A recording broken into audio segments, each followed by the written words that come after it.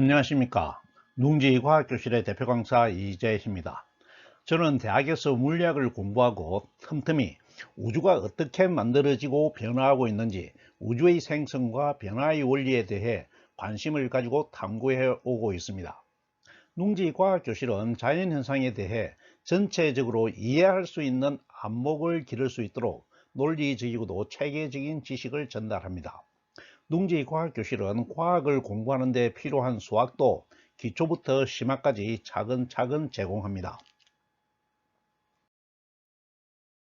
오늘은 지난 시간 충격량, 운동량에 이어서 충돌과 반발 계수에 대해 살펴보겠습니다. 충돌은 운동하는 질량체가 전기하고 있는 질량체나 운동하고 있는 질량체에 부딪히는 현상을 말하는데, 충돌이 일어난 다음에 두 질량체가 어떻게 운동하는지 그 운동 현상을 분석하는 것이 충돌 문제입니다. 그리고 충돌 현상을 수식으로 분석하기 위해서 새롭게 도입하는 물리량이 충돌한 두 질량체의 상대 운동을 기술하는 반발 계수입니다. 오늘은 반발 계수를 기준으로 충돌을 구분하고 각각의 충돌에 내재되어 있는 성질을 살펴보도록 하겠습니다. 오늘 동영상을 보고 나면 주위에서 너무나 자주 접하게 되는 충돌 현상을 잘 이해할 수 있을 겁니다. 야구 타자가 친 야구공의 운동이나 당구공의 운동, 사고가 난 자동차의 운동, 자유 낙하하는 물체의 운동, 폭탄이 터지는 운동, 기체 분자의 운동 등 모든 충돌 현상에 대해서 이해할 수 있는 안목을 가질 수 있을 것으로 생각합니다. 오늘 동영상의 내용입니다. 먼저 충돌 현상에 대해 분석한 다음에 충돌 현상을 구분하는 새로운 물리량으로 반발 계수를 정의하고 반발 계수의 값에 따라 충돌을 구분합니다. 그런 다음에 여러 가지 형태의 충돌 현상을 자세히 분석하도록 하겠습니다.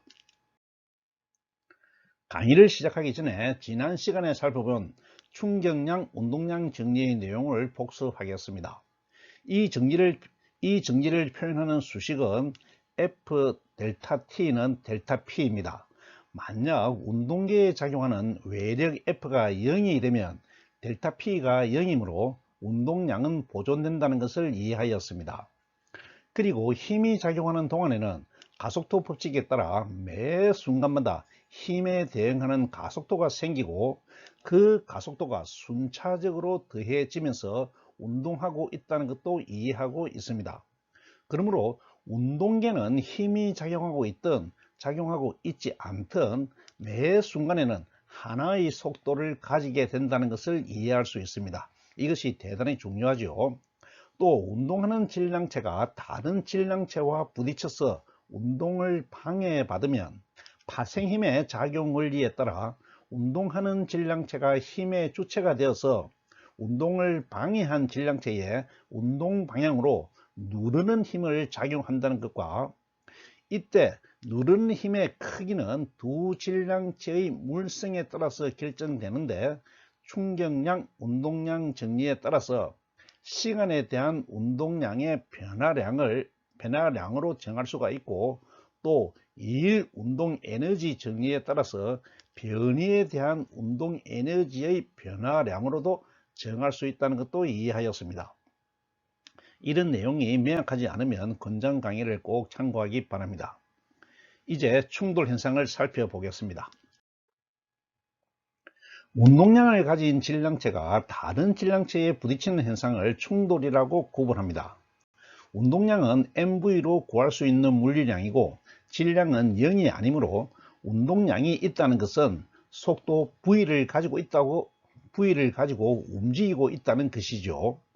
그러므로 충돌 현상이 일어나기 위해서는 두 개의 질량체가 있어야 하고, 두 질량체 중에서 최소한 한 질량체는 운동량을 가지고 있어야 합니다.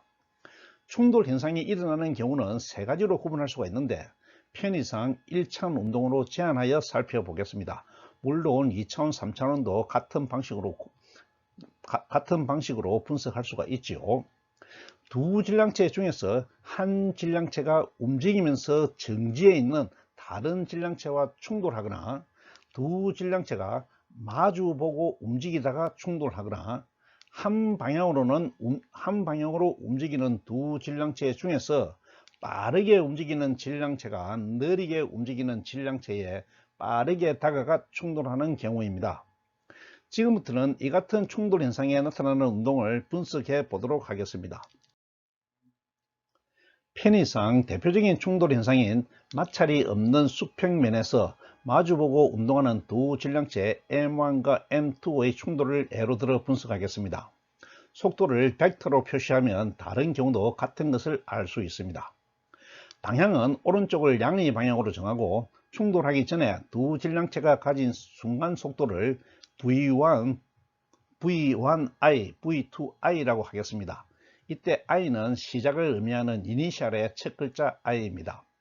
충돌이 일어나면 두 질량체는 서로 상대방의 운동을 방해받았으므로 상대방의 누르는 힘을 작용하고 또 누르는 힘에 대한 반작용하는 힘을 작용합니다.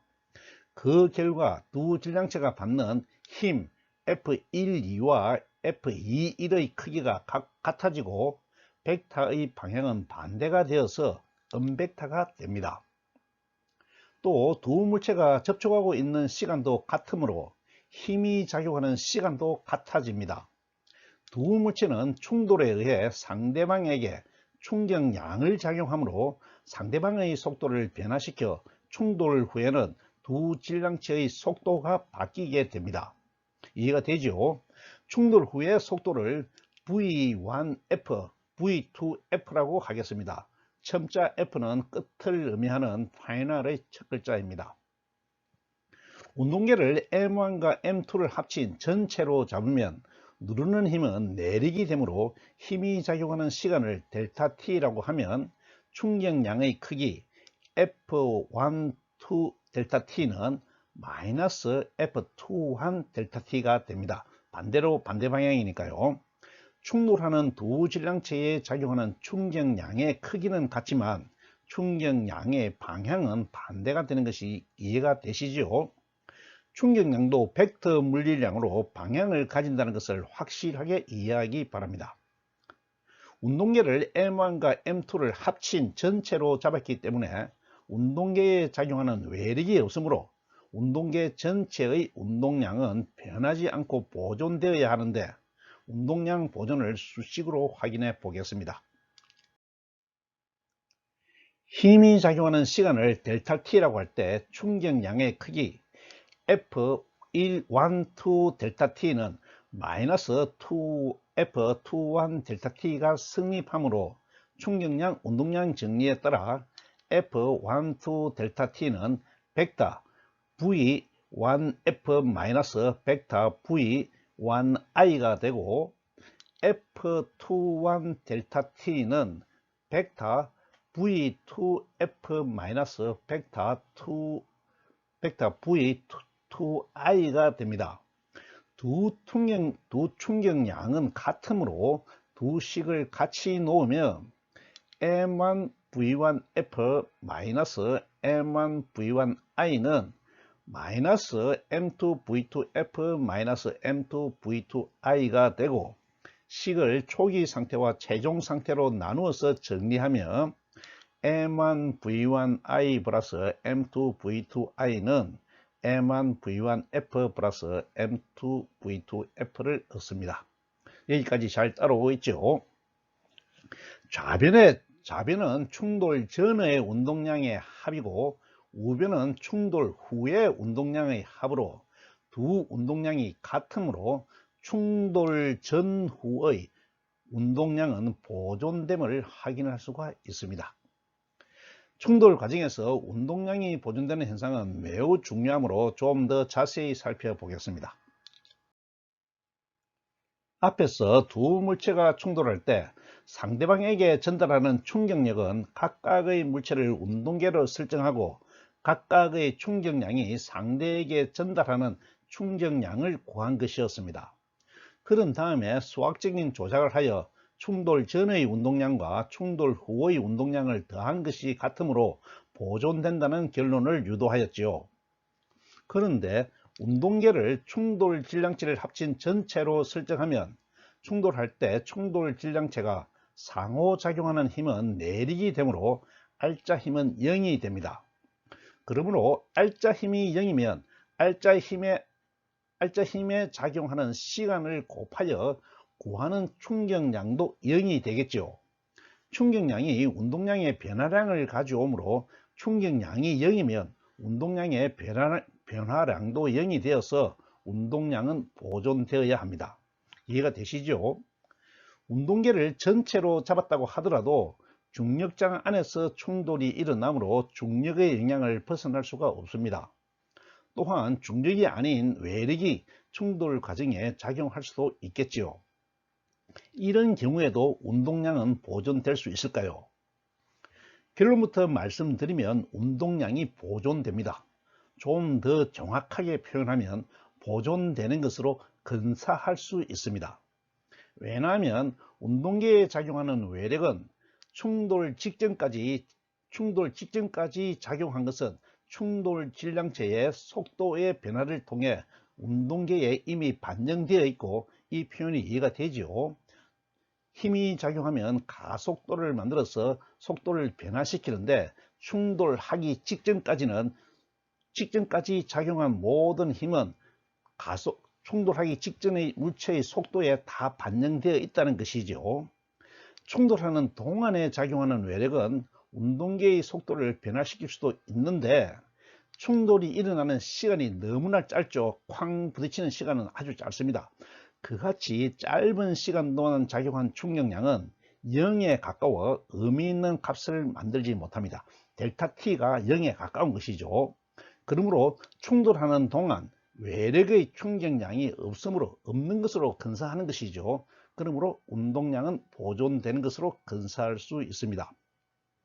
이 이해는 대단히 중요하므로 잘 생각해 보시기 바랍니다. 결론적으로 아주 특별한 조건의 충돌이 아니라면 모든 충돌 현상에서 운동량은 보존됩니다. 이해가 되시죠? 여기까지 충돌하는 개는 운동량이 보존되는 것을 알아보았는데, 지금부터는 충돌하는 개의 운동 에너지가 어떻게 되는지 알아보도록 하겠습니다. 운동 에너지를 계량하는 수식은 2분의 1 mv 제곱이므로 질량이 변하지 않으면 속도가 결정합니다. 그러므로 충돌 전후의 속도를 계량하면 운동 에너지가 어떻게 되었는지 알 수 있습니다.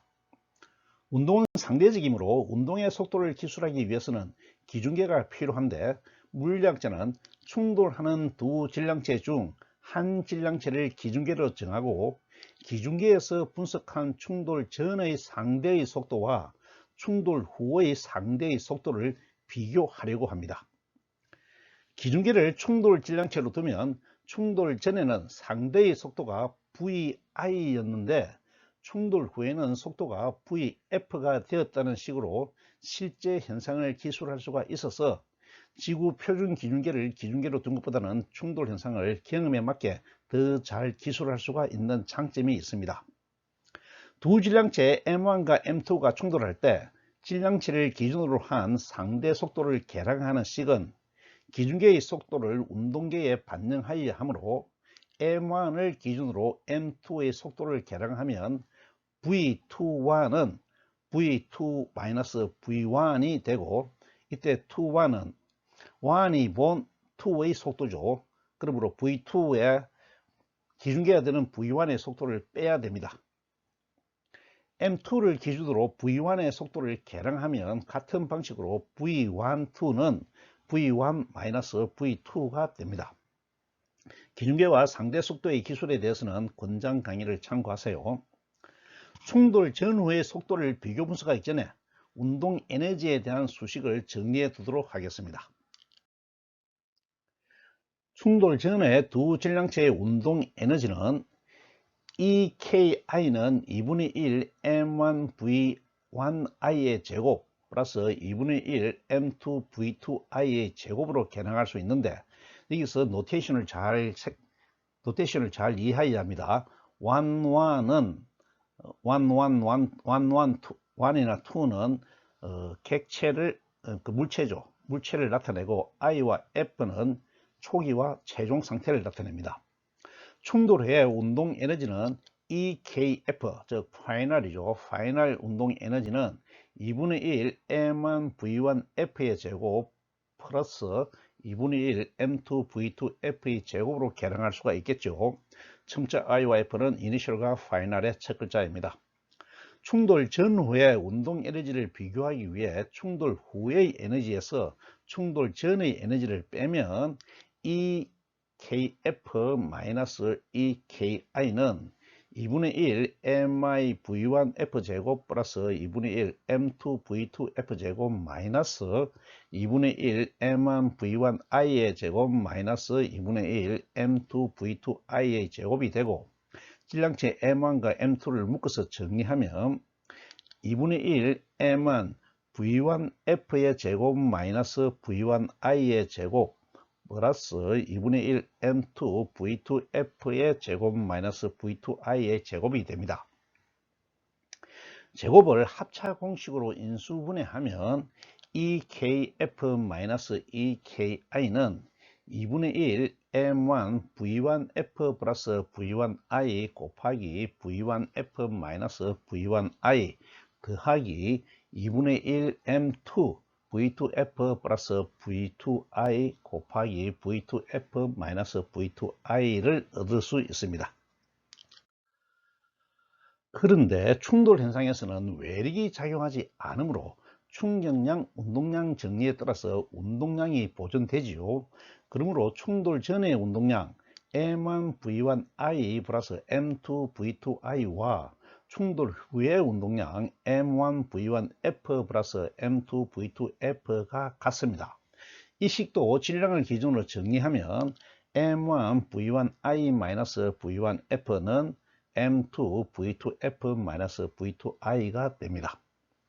M2V2F-V2I 대신에 M1V1I-V1F를 앞에서 구한 운동 에너지 차이식에다가 대입을 하면 EKF-EKI는 2분의 1 M1 V1F 플러스 V1I 곱하기 V1F 마이너스 V1I 플러스 2분의 1 M1 V2F 플러스 V2I 곱하기 V1I 마이너스 V1F가 됩니다. 구한식에서 공통인수 2분의 1 M1 V1F 마이너스 V1I로 묶어내면 EKF-EKI는 2분의 1 M1 V1F 마이너스 V1I V1F 플러스 V1I 마이너스 V2F 플러스 V2I가 되고, 충돌 전후의 속도식으로 정리하면 EKF-EKI는 2분의 1 M1 마이너스 충돌 전후죠. V1F 마이너스 V1I 시작과 최종 상태의 속도 차이입니다. V1F 마이너스 V2F 플러스 V1I 마이너스 V2I를 얻습니다. 이 식이 앞으로 충돌 현상을 분석하는 데 사용할 식인데 일단 한쪽에 보관하도록 하겠습니다. 이제 충돌 현상에서 운동을 분석하기 위해 충돌 전후의 속도를 비교하려고 합니다. 앞에서 말씀드렸듯이 한 질량체를 기준계로 하고 다른 질량체를 운동계로 하여 상대 속도를 비교하는 것이 실제 현상에 아주 적합합니다. 그러면 기준계에 대해 상대 속도 VI로 타고 온 운동계가 충돌 후에는 속도 VF가 되었다는 설명이 가능하지요. 물리학자는 충돌 전후의 속도를 비교하기 위해서 충돌 전후의 기준계에 대한 상대 속도의 B값을 계량하여 반발계수라는 새로운 물리량을 도입합니다. 반발계수는 속도라는 같은 물리량의 B값이므로 단위가 없는 수로 스칼라 물리량이 됩니다. 이해가 되죠? 물리량의 기호는 영어 소문자 E를 사용합니다. 계량하여서는 비교하고자 하는 두 물리량이 속도로 차원이 같으므로 사칙 연산을 모두 할 수가 있는데, 구하는 값이 기준계에 대한 상대방의 속도의 B값이므로 나눗셈을 하여 분수 형태로 B값을 만듭니다. 그러면 계량하는 수식의 분모는 M1을 기준계로 할 때 충돌 전 운동기의 상대속도 V2I-V1I가 되고, 분자는 충돌 후의 운동계의 상대속도 V2F-V1F로 정합니다. M1이 본 상대 속도죠. M2를 기준계로 하여 기준계로 하여도 같은 값을 얻습니다. 분모가 순서가 바뀌고 분자가 순서가 바뀌니까 마이너스가 없어지는 것이죠. 그러면 두 상대 속도의 방향이 서로 반대이므로 값이 음수가 되는데, 음수는 취급하기가 어려우므로 취급하기 쉬운 양수로 만들기 위해서 마이너스 부호를 추가하여 계량화 수식을 완성합니다. 이해가 되죠? 새로운 물리량을 만드는 과정이 이해가 되었습니다. 명확하지 않으면 권장 강의를 꼭 참고하세요. 이같이 반발계수를 기준계에 대한 상대 속도비로 정의하면 반발계수의 최대값은 1이 되고 최소값은 0이 됩니다. 왜냐하면 충돌 후의 속도는 충격량과 이를 통해 충돌 전에 운동 에너지를 전달한 것이므로 충돌 후의 속도는 충돌 전의 속도보다 더 큰 속도를 가질 수가 없습니다. 이해가 되시죠? 또 충돌 후의 속도는 음의 값을 가지지 못하므로 상대 속도가 0이 되는 경우가 최소값이 됩니다. 상대 속도가 0이 된다는 것은 같이 간다는 것이죠. 따라서 반발계수는 0보다 크고 1보다 작은 값을 가집니다. 반발계수가 충돌 현상을 수식으로 반영하므로 반발계수의 값에 따라 충돌 현상을 세 가지로 구분할 수가 있습니다. 먼저 탄성 충돌 또는 완전 탄성 충돌입니다. 탄성 충돌은 반발계수가 1인 경우의 충돌로 충돌 후의 상대 속도가 충돌 전의 속도와 크기가 같고 방향이 반대가 됩니다. 그러면 E 이꼴 마이너스 V1I V2I 분의 V1F V2F는 1이므로 이 수식은 M2를 기준계로 한 반발계수의 식이죠. 이꼴 1이므로 식을 정리하면 V1F V2F 플러스 V1I V2I는 0이 됩니다. 이 식을 앞에서 구해두었던 운동에너지 차이식 EKF-EKI는 2분의 1 M1 V1F V1I 곱하기 V1F V2F 플러스 V1I V2I에 대입하면 우변이 0이므로 우변이 같은 식으로 0이 되죠. 그러므로 EKF-EKI는 0이 되고 이항을 하면 EKF 이꼴 EKI가 됩니다. 즉 초기 상태의 운동 에너지와 최종 상태의 운동 에너지가 같아지는 것이죠. 이 식은 충돌 전의 운동 에너지와 충돌 후의 운동 에너지가 같다는 것을 수식으로 표현하므로 탄성 충돌의 경우에는 운동 에너지도 보존된다는 것을 알 수가 있습니다. 대단히 중요한 성질이죠. 탄성 충돌의 경우는 에너지 손실이 없어야 하므로 에너지 손실이 있으면 탄성 충돌이 안 되는 것이죠. 당구공이나 쇠공처럼 변형이 거의 일어나지 않는 질량체의 충돌이나 기체 분자의 충돌 등에서 근사적으로 확인할 수가 있습니다. 이번에는 탄성 충돌이 아닌 비탄성 충돌입니다. 비탄성 충돌은 반발계수가 1보다 작은 충돌의 경우를 말하는데 충돌 후의 상대 속도가 충돌 전의 상대 속도보다 작은 경우입니다. 그러므로 빠르게 다가와서 충돌한 다음에 천천히 멀어지는 충돌로 현실 세계에서 일어나는 대부분의 충돌은 비탄성 충돌입니다. 충돌 전후의 운동 에너지 상태를 수식으로 확인해 보면 E는 마이너스 V1I V2I 분의 V1F V2F는 1보다 작으므로 분모를 이항하여 식을 정리하면 V1F V2F 플러스 V1I V2I가 0보다 작아집니다. 이 식을 운동에너지 차이식 EKF-EKI는 2분의 1 M1 V1F V1I V1F V2F 플러스 V1I V2F-V1I에 반영하면 우변의 항이 0보다 작으므로 EKF-EKI가 0보다 작아지고 이항하면 EKF가 EKI가 됩니다.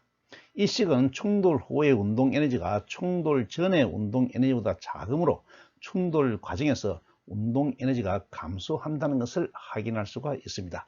자, 이해가 되시죠? 감소한 운동 에너지는 충돌 과정에서 변형이 일어나는 동안 변형이 일어납니다. 두 물체의 마찰력에 의해 열 에너지로 변하고 또 충돌 과정에서 발생하는 진동이 소리 에너지 등으로 전환되므로 에너지 보존 법칙은 여전히 성립합니다. 변형이 일어나는 경우에 두 물체가 접촉하고 있으므로 접촉한 상태에서 운동을 함으로 마찰이 작용하고 마찰 때문에 음의 열을 받아서 에너지가 줄어드는 것이죠. 이해가 되시죠? 그리고 마찰할 때 쾅 소리가 나는 그 소리도 에너지이므로 소리 에너지만큼 또 에너지가 감소하게 되는 것입니다. 이번에는 비탄성 충돌 중에서 완전 비탄성 충돌입니다. 완전 비탄성 충돌은 반발 계수가 0인 경우의 충돌을 말하는데 충돌 후 충돌한 두 물체가 같은 속도로 한 덩어리가 되어 운동하는 경우입니다. 두 물체가 같이 움직이므로 기준계가 볼 때 상대 속도는 0이 되는 것이지요. 같이 움직이니까요. 충돌 전후의 운동 에너지 상태를 수식으로 확인해 보면 E 이꼴 마이너스 V1I 마이너스 V2I 분의 V1F 마이너스 V2F 이꼴 0이므로 분모를 이용하여 식을 정리하면 V1F 마이너스 V2F는 0이 됩니다. 이 식을 운동 에너지 차이식 EKF 마이너스 EKI는 2분의 1 M1 V1F 마이너스 V1I V1F 마이너스 V2F 플러스 V1I 마이너스 V2I에 반영을 하면 우변의 항이 0보다 작으면서 한 항이 0이 되어 없어지므로 EKF 마이너스 EKI는 0보다 아주 작아지고 EKF가 EKI보다도 한참 작아지게 됩니다.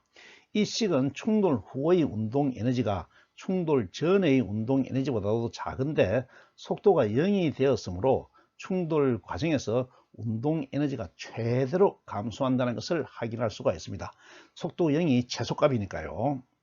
감소한 운동 에너지는 비탄성 충돌처럼 충돌 과정에서 변형이 일어나는 동안 두 물체의 마찰력에 의해 열 에너지로 변하고 또 충돌 과정에서 발생하는 진동이 소리 에너지 등으로 전환되므로 에너지 보존 법칙은 여전히 성립하는 것이죠. 이번에는 망치질 같은 외력에 의해 질량체가 두 개로 나누어지는 경우를 살펴보겠습니다. 물론 두 개 이상으로 나누어지는 경우도 같은 방식으로 분석할 수 있겠죠. 망치질로 질량체의 일부가 분리되면서 한 방향으로 운동을 할 수 있는 것은 분리되는 질량체가 외력에 의해 충격량을 받아서 운동량을 얻는 결과입니다. 그러면 다른 한쪽은 분리되는 질량체와 접촉하고 있었으므로 반대 방향으로 같은 크기의 충격량을 작용합니다. 달리 말하면 내력이 작용하는 것이죠. 그 결과 앞에서 충돌에서 검토한 것처럼 운동계를 분리되기 전의 질량체로 잡으면 분리된 두 질량체가 운동계 전체를 구성하므로 전체 운동량은 그대로 여전히 보존되는 것이죠. 델타 P가 0이 되는 겁니다. 하지만 운동 에너지는 외력이 작용하여 운동계에 운동 에너지를 전달하였으므로 운동계의 전체 운동 에너지는 증가하였고 반발 계수는 1보다 큰 값을 가집니다. 이해가 되지요? 충돌 또는 분리 되기 전에 상대 속도는 0이었는데 분리 후의 상대 속도는 0보다 큰 값을 가지므로 반발 계수가 1보다 크게 되는 것입니다. 이 같은 현상은 총이나 대포의 발사, 폭탄의 폭발에도 적용됩니다. 문제를 하나 풀어보겠습니다. 3.3kg의 장총에서 800m/s의 속도로 13.2g의 총알이 발사된 경우에 장총이 뒤로 밀리는 속도와 운동 에너지를 구하시오 하는 문제입니다. 총알과 총은 한 운동기를 구성하고 총알을 발사시키는 화약의 힘은 외력이지만 이 외력은 총알의 속도에 반영되어 있습니다. 또 총알과 총은 접촉하고 있으므로 근접 상호작용으로 내력을 작용하여 운동량은 보존됩니다. 이해가 되죠? 그러므로 총알을 M1, V1, 총을 M2, V2라고 놓으면 운동량의 변화량 델타 P는 0이 되므로 정지해 있는 초기 상태의 운동량 0은 발사 후의 운동량 M1, V1 더하기 M2, V2와 같습니다. 총의 속도 V2로 정리를 하면 V2는 마이너스 M2분의 M1, V1이 되고 수치를 대입하면 마이너스 3.3분의 13.2 곱하기 10의 마이너스 3 곱하기 800은 3.2m/s를 얻습니다. 운동 에너지는 개량한 식에 따라 초기 운동 에너지 EKI는 0이고 발사 이후에 총 안의 운동 에너지 EKFI는 2분의 1 곱하기 13.2 곱하기 10의 마이너스 3 곱하기 800의 제곱은 4224줄이 됩니다. 그리고 총의 운동 에너지는 EKF2는 2분의 1 곱하기 3.3 곱하기 3.2의 제곱은 16.896줄이 됩니다. 이해가 되죠? 수식은 매우 간단하지만 내용을 이해하는 것이 대단히 중요합니다. 여기서 총과 총알의 운동 에너지의 빗값이 질량의 빗값의 역수가 되는 것을 한번 확인해 보세요. 여기도 나름대로 자연의 원리가 있는데 설명은 기회가 있을 때 하도록 하겠습니다. 이번에는 질량체가 벽면이나 바닥면에 비스듬히 충돌하는 경우를 살펴보겠습니다. 그림처럼 질량체 M이 수평면의 법선에 각 θ1으로 충돌한 다음에 각 θ2로 운동하였습니다. 입사할 때의 속도는 VI라 하고 충돌 후의 속도를 VF라고 하면 각각의 속도는 수평 방향과 수직 방향 성분 Vx와 Vy로 분할할 수가 있습니다. 충돌에서 실제로 작용하는 속도는 수직 성분 Vy이므로 반발 개수 E는 VYI분의 VYF가 1이면 탄성 충돌을 하는 경우로 VYF 이꼴 VYI가 됩니다. 그러면 θ1 이꼴 θ2가 되어서 입사각과 반사각이 같아지는 것이죠. 이것이 우리가 일반적으로 말하는 입사각 반사 법칙입니다.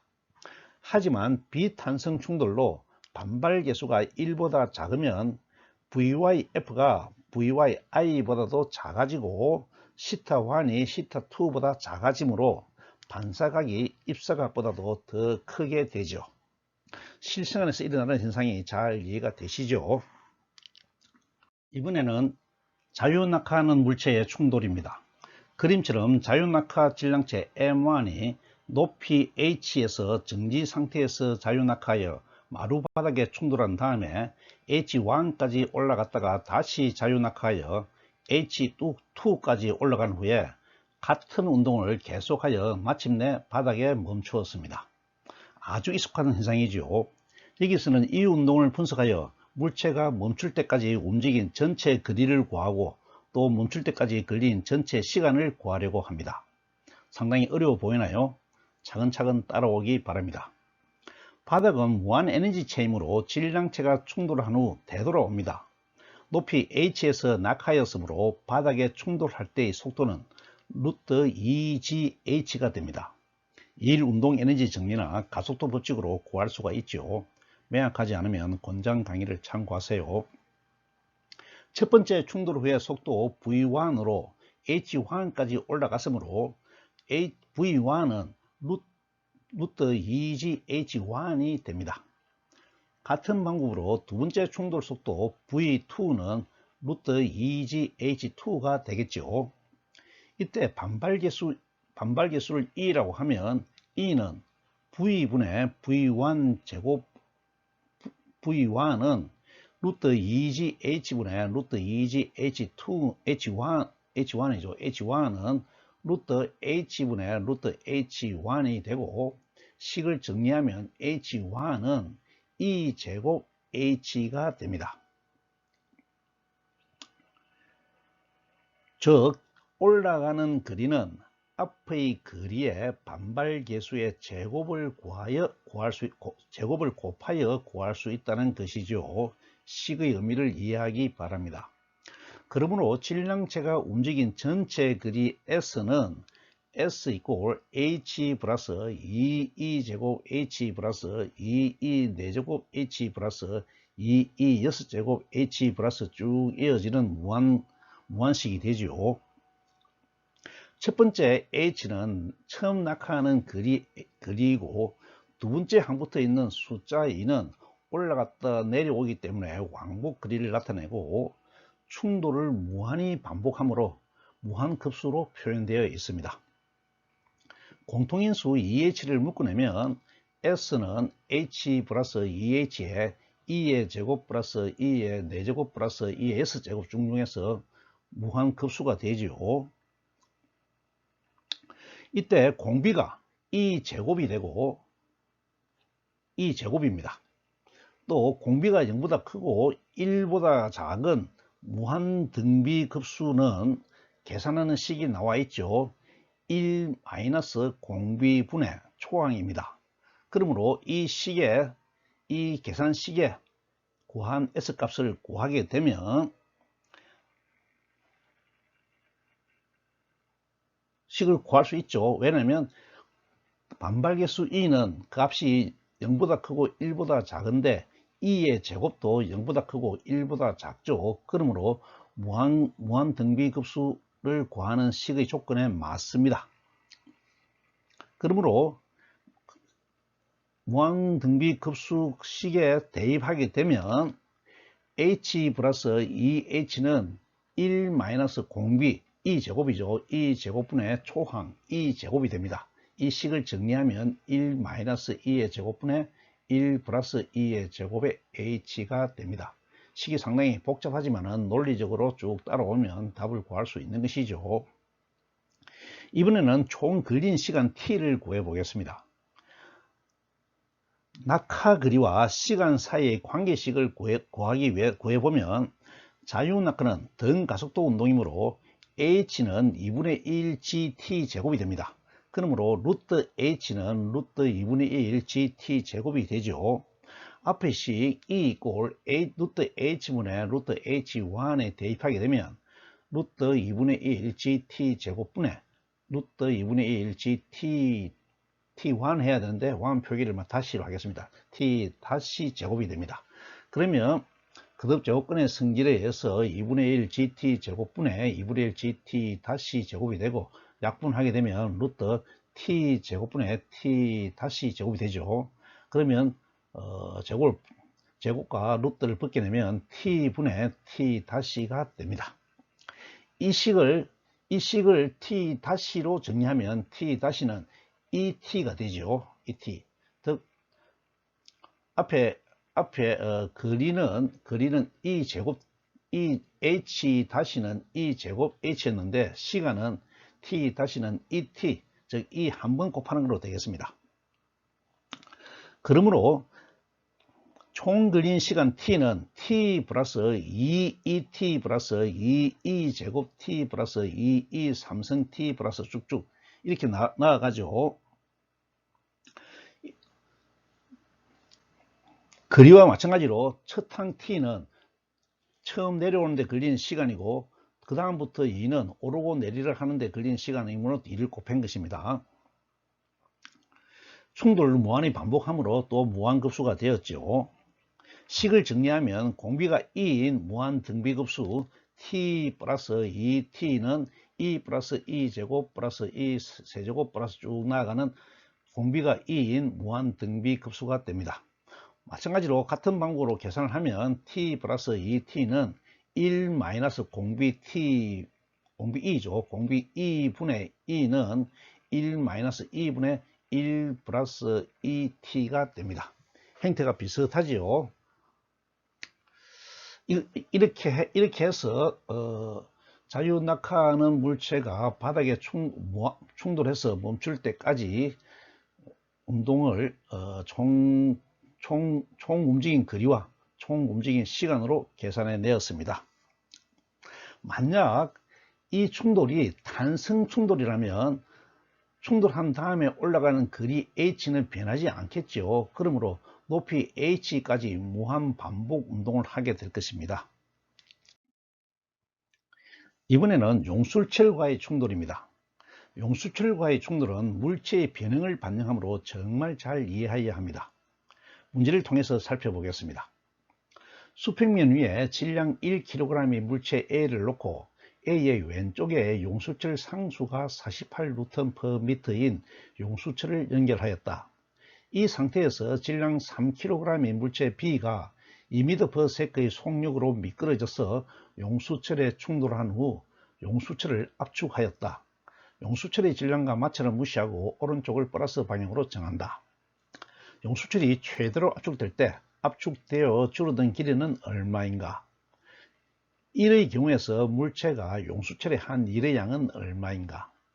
물체 B가 용수철에서 떨어진다 하죠. 물체 A와 B의 속도는 얼마인가 하는 문제입니다. 먼저 문제 현상을 분석해 보겠습니다. 문제 현상은 그림으로 표현하면 좀 더 쉽게 이해할 수 있죠.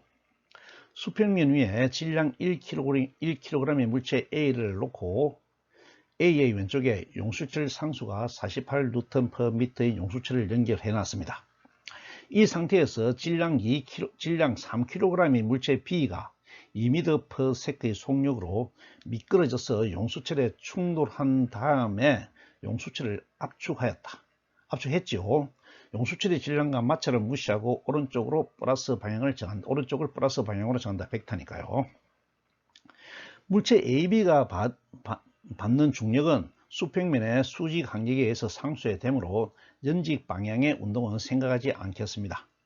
물체 B가 운동하다 용수철에 부딪히면 용수철이 물체 B의 운동을 방해하지요. 그러므로 용수철에 누르는 힘 FSB를 작용합니다. 앞에 S는 용수철을 나타내고 B는 힘의 주체를 나타내죠. 물체 B를 말합니다. 이 힘에 의해 용수철은 압축이 되지만 용수철은 물체 B에 탄성력 FBS를 작용하면서 저항하죠. 반작용이죠. 물체 B가 용수철을 누르는 힘에 의해 용수철과 물체 A는 가속도 법칙에 따라 가속이 되고 운동을 시작합니다. 이해가 되죠? 물체 A는 용수철을 통해서 힘을 받았으므로 무조건 움직여야 합니다. 물체 A는 물체 B가 누르는 힘을 작용하는 동안 계속해서 가속되므로 속도가 점점 빨라지겠습니다. 따라서 물체 A의 속도와 물체 B의 속도가 같아지면 운동을 방해할 수가 없죠. 그러므로 더 이상 누르지 않습니다. 물체 B는 더 이상 운동을 방해받지 않으므로 누르는 힘도 작용하지 않는 것이죠. 한편 물체 B가 힘을 작용하는 동안에 용수철은 계속 압축되면 탄성력은 압축되는 만큼 점점 더 커지다가 물체 A와 속도가 같아지는 순간에 더 이상 누르는 힘을 작용하지 못하기 때문에 힘의 크기가 0이 됩니다. 용수철이 제대로 압축된 상태, 달리 말하면 물체 A와 B의 속도가 같아질 때, 이 조건이 대단히 중요하죠. 잘 이해해야 합니다. 물체 B가 용수철을 누르는 힘이 제거되기 때문에 용수철이 가지고 있던 탄성력이 복원력으로 바뀌어서 반대로 물체 B에 힘을 작용하고 물체 B는 반대 방향으로 가속되면서 용수철과 떨어집니다. 이해가 되죠? 물체 A는 용수철이 물체 B를 미는 힘에 의한 반작용하는 힘을 받아 또한 가속이 됩니다. 문제 현상은 가능하므로 문제를 풀어보겠습니다.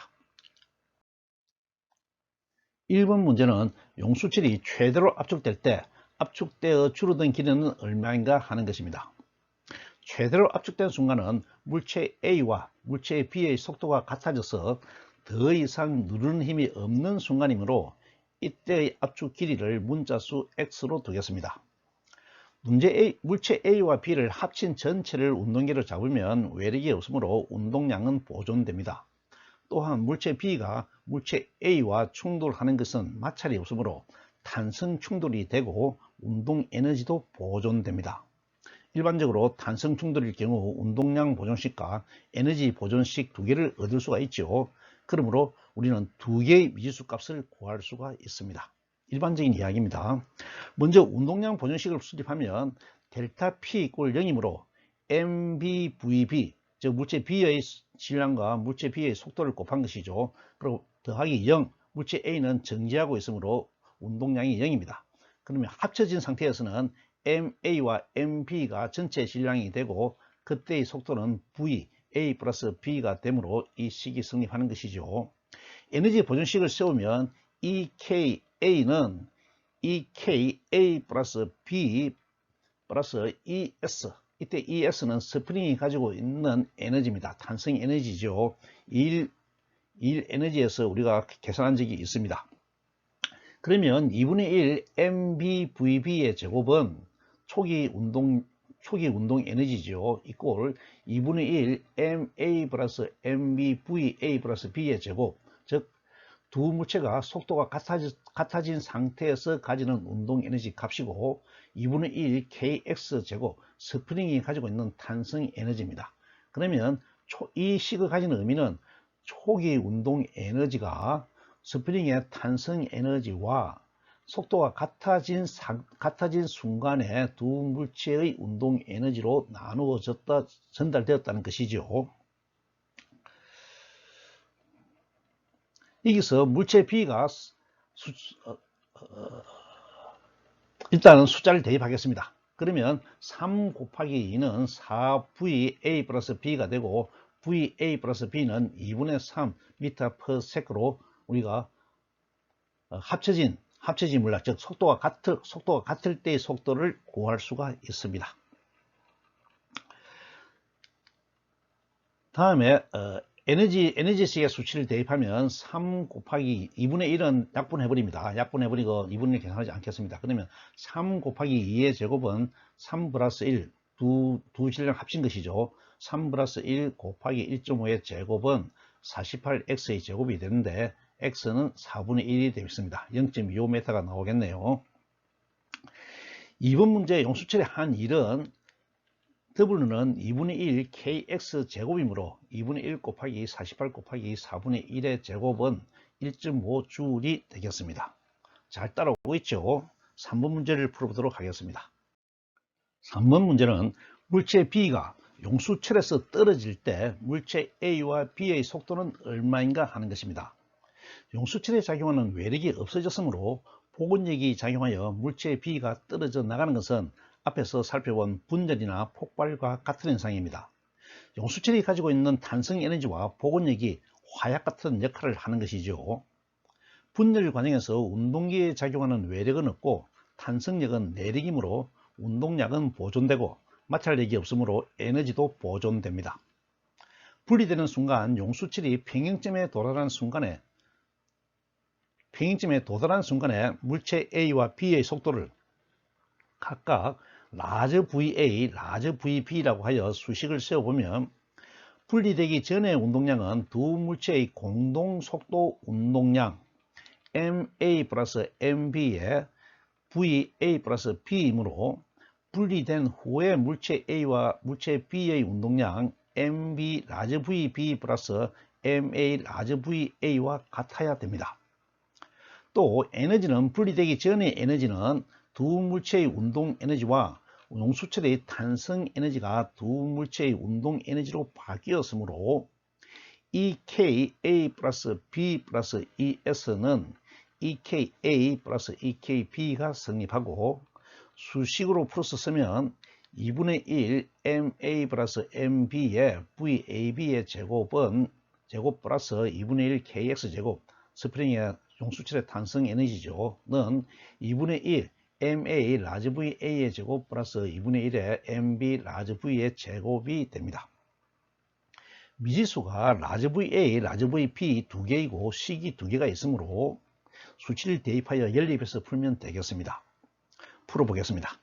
수치를 대입하면 4 곱하기 2분의 3은 3VB 플러스 1VA가 되고 4 곱하기 2분의 3의 제곱 플러스 48 곱하기 4분의 1의 제곱은 라지 VA의 제곱 플러스 3 라지 VB의 제곱이 됩니다.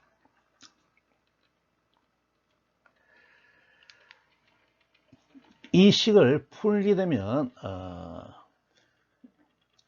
VA 대신에 6-3VB를 대입하면 2차 방정식이 나오죠. 2차 방정식을 풀게 되면 값이 VB가 1과 2가 나오고 VA를 구하면 VA와 VB의 상이 3과 1 또는 0과 2가 됩니다. 그런데 VA의 값이 0이 될 수가 없으므로 0, 2는 버리고 남는 것은 3, 1이 됩니다. 그러므로 VA는 3m/s가 되고 VB는 1m/s가 되네요. 이 식이 가지는 의미를 살펴보면 분열되기 전에 속도가 1.5m/s였죠. 2분의 3이었으니까요. 그런데 분리되면서 스프링의 탄성 에너지에서 힘을 받았습니다. 그런데 VB는 따라오는 방향에 반대 방향으로 힘을 받았기 때문에 속도가 줄어들어서 1m/s가 되었고, VA는 각 운동하는 방향으로 힘을 받았기 때문에 속도가 빨라져서 3m/s가 된 것이죠. 그래서 우리가 분석한 운동 현상과 우리가 구한 답이 일치하므로 정답이 되겠습니다. 어떻습니까? 용수철이 수축된 다음에 일어나는 운동이 잘 이해가 되나요? 물체의 변형에 작용하는 힘과 용수철이 작용하는 힘이 똑같아서 탄성력이죠. F = -kx. 그러므로 물체의 변형을 우리가 운동에 반영하여야 할 필요가 있는 경우에는 용수철을 부착한 것으로 바꾸어서 문제 현상을 설정합니다. 이해가 되죠? 용수철이 붙었다는 것은 그만큼 변형을 반영한다고 생각하면 됩니다. 그러므로 용수철의 운동은 잘 이해하고 있어야 합니다. 오늘 강의를 요약해 보겠습니다.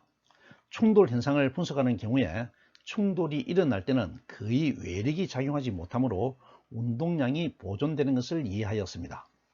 외력이 작용한다고 하더라도 힘이 작용하는 시간이 너무나 짧아서 의미 있는 값을 만들지 못하므로 없는 것으로 건사할 수 있다고 이해하였죠. 델타 T가 0에 가까운 것이니까요. 그리고 새로운 물리량으로 반발 계수를 도입하였는데, 반발 계수는 충돌 전후의 운동을 분석하는 지표로 사용하고 기준계에 대한 충돌 전후의 상대 속도 B값 E = -V2I - V1I 분의 V2F - V1F는 -V1I - V2I 분의 V1F - V2F로 계산한다고 하였죠. 두 식은 같은 값을 나타냅니다. 뒤에 있는 V1, V2는 기준계를 나타내는 숫자이죠. 그런 다음에 반발 계수의 값에 따라서 충돌 현상을 세 가지로 구분하였죠. 탄성 충돌은 충돌한 후의 속도가 충돌하기 전의 속도와 같은 크기를 가지는 충돌이죠. 그러므로 반발 계수 E는 1이 됩니다. 속도가 같으므로 충돌 전후의 운동량과 운동 에너지는 보존되는 겁니다. 보존되지요. 역으로 충돌 과정에서 운동 에너지의 손실이 없으면 탄성 충돌이 된다고 판단합니다. 비탄성 충돌은 충돌 후의 속도가 충돌 전의 속도보다 작은 충돌로 반발 계수는 0보다 크고 1보다 작은 값을 가집니다. 비탄성 충돌에서는 충돌 전후의 운동량은 보존되지만 사실 운동량은 어떤 경우도 보존되지요. 운동 에너지는 감소합니다. 감소한 운동 에너지는 열 에너지와 소리 에너지 등으로 전환되는 것을 이해하였습니다. 세 번째로 완전 비탄성 충돌은 반발 계수가 0인 충돌로 충돌 후 충돌한 두 물체가 같은 속도로 한 덩어리가 되어 운동합니다. 상대 속도가 0이니까요. 완전 비탄성 충돌에서는 충돌 전후의 운동량은 보존되지만 운동 에너지는 최대로 감소하게 됩니다. 감소한 운동 에너지는 비탄성 충돌처럼 열 에너지와 소리 에너지 등으로 전환되는 것이죠. 잘 이해가 되었습니까? 다음 시간에는 보존력과 역학적 에너지에 대해 살펴보겠습니다. 보존력은 위치 에너지 또는 포텐셜 에너지를 저장하므로 대단히 중요한 개념입니다. 보존력에 기반한 위치 에너지를 정의하고 역학적 에너지가 보존되는 성질을 확인해 보도록 하겠습니다. 오늘 강의는 여기서 마치겠습니다. 감사합니다.